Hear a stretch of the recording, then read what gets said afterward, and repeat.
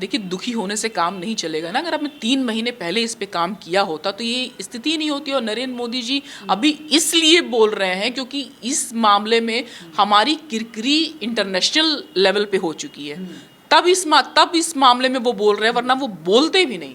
खट्टर साहब का ये बयान बिल्कुल ही गैर जिम्मेदाराना है, गैर जिम्मेदाराना पूर्ण बयान है ये उनका कि क्यों नहीं मुहैया करवाओगे आप बैठे किस लिए सरकार में हो। ये धर्म ऐसी चीज़ है, अगर आप उसको पकड़ के चलेंगे तो लोगों की सारी सेंटिमेंट्स उससे जुड़ जाते हैं, फिर आपको कुछ करना ही नहीं है। लड़वा दो, मरवा दो, हिंदू मुस्लिम कर दो, उसके बाद आसानी से इलेक्शन जीत लो।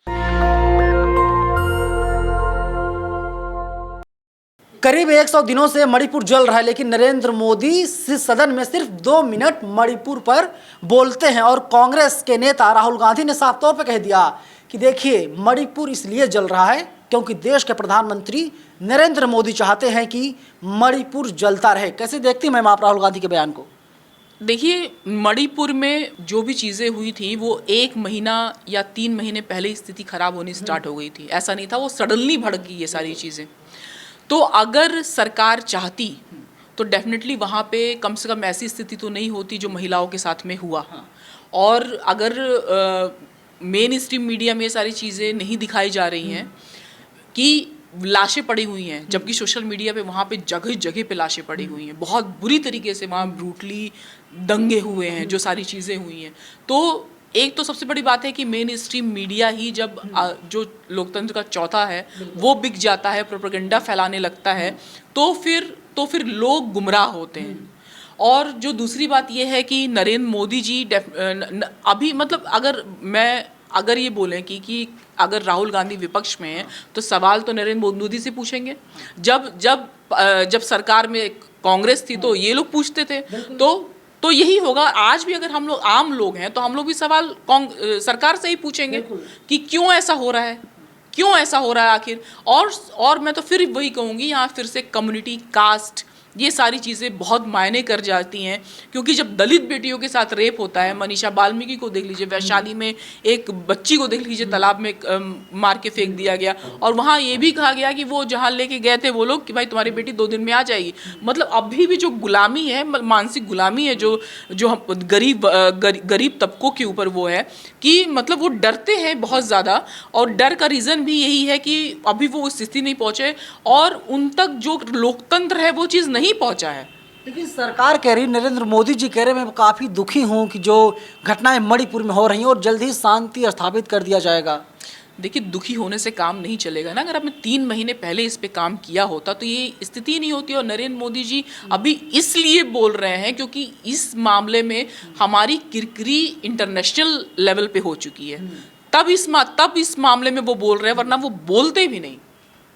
किरकिरी होने पर मोदी जी बोल रहे हैं या फिर जो अविश्वास प्रस्ताव लाया गया उसके लिए बोल रहे हैं? नहीं, अविश्वास प्रस्ताव तो बाद में आया है, लेकिन अब जो इंटरनेशनल लेवल पे भारत की साख खराब हुई है कि वहाँ पे मणिपुर जैसी घटनाएं घट रही हैं, तो इस वजह से उन्हें बोलना पड़ा है।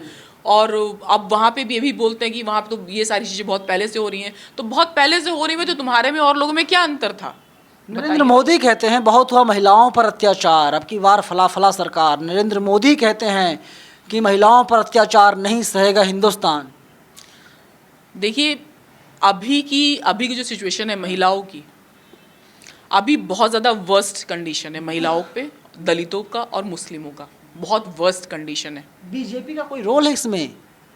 देखिए, अगर आपके नेता बाहर घूम के कहते हैं हिंदू राष्ट्र एक लोकतांत्रिक देश में, तो आपको क्या लगता है लोगों के दिमाग पे इम्पैक्ट क्या पड़ेगा? मतलब जो लोग पहले ही इतने संसाधन संपन्न हैं लोग, और फिर उनके ऊपर ये भी कर दिया जाए तुम्हारा ही राज चलेगा, मतलब हिंदू तुम ही हो, तुम्हारा ही राज चलेगा, तो तुम लोग मतलब ब्राह्मणवादी व्यवस्था से चलेगा, ठाकुरवादी व्यवस्था से चलेगा, इसी से चलेगा, तो फिर ये लोग का तो मनोबल और बढ़ेगा मनोबल। और इसी वजह से हमारी बहू बेटियों के साथ में रेप होते हैं, उनके साथ गैंग रेप होता है। और इन लोगों का मनोबल बढ़ाने के कारण तो एक लोकतांत्रिक देश में आप कैसे कह सकते हैं हम इस्लामिक राष्ट्र बनाएंगे, हम हिंदूवादी राष्ट्र बनाएंगे, कैसे कह सकते हैं? तो डेफिनेटली कहीं ना कहीं नेताओं की गलती है। लेकिन सरकार की पूरी कोशिश है मणिपुर मामले में जो है कि सीएम वीरेंद्र सिंह साफ तौर पे कह रहे हैं हमारी कोशिश रहेगी कि जो आरोपी हैं उन लोगों को कम से कम फांसी की सजा दी जाए।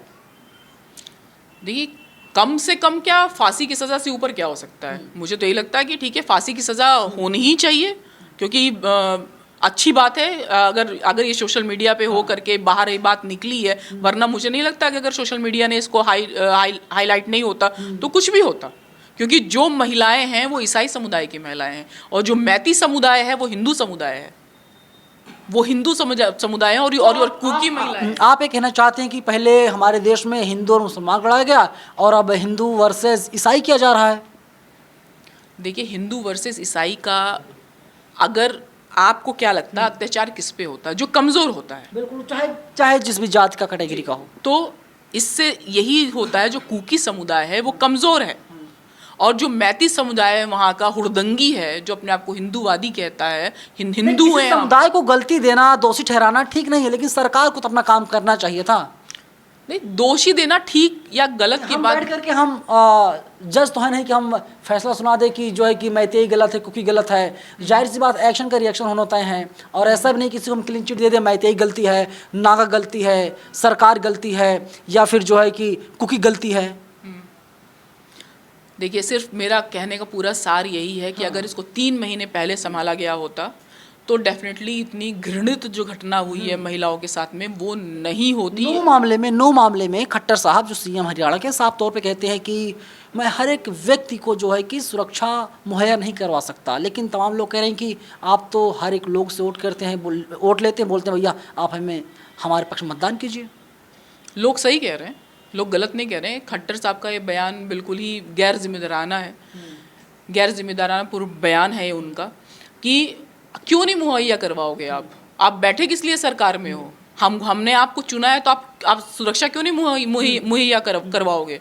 तो लोग जो सवाल पूछ रहे हैं वो सही पूछ रहे हैं, और इसमें उनके बयान की निंदा होनी चाहिए। 24 में चुनाव होने वाला है, तो क्या ये जो घटनाएं सारी हो रही पूरे देश में, आपका मन नहीं विचलित होता, दहलता नहीं मन आपका?